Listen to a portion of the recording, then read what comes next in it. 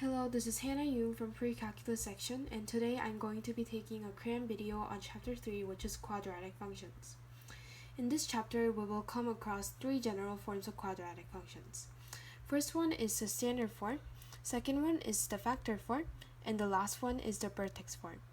You will mostly see quadratic function in standard form, and the factor form will come in handy when you are dealing with x-intercepts.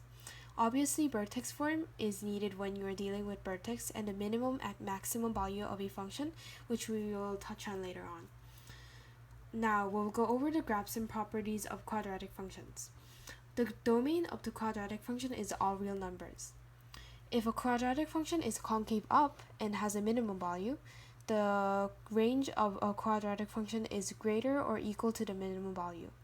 However, if the quadratic function is concave down and has a maximum value, its range is smaller or equal to the maximum value.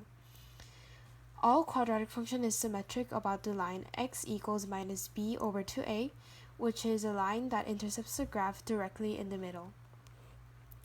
Quadratic function can have either 2, 1, or no x-intercepts.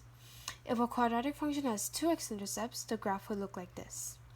If you are given 2 x-intercepts as a graph, let's say r and s, you can easily derive the equation of the quadratic function by plugging it into the factored form. The quadratic function with one intercept, x-intercept would look like this, and the equation of the function can be derived by plugging the x-intercept value into this form.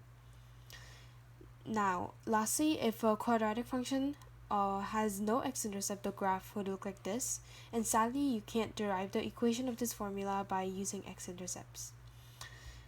If you are given a standard form of a quadratic function, you can actually find out the y-intercept of the graph because c here actually represents the y-intercept. Therefore, a quadratic function has a y-intercept at the coordinate 0, c.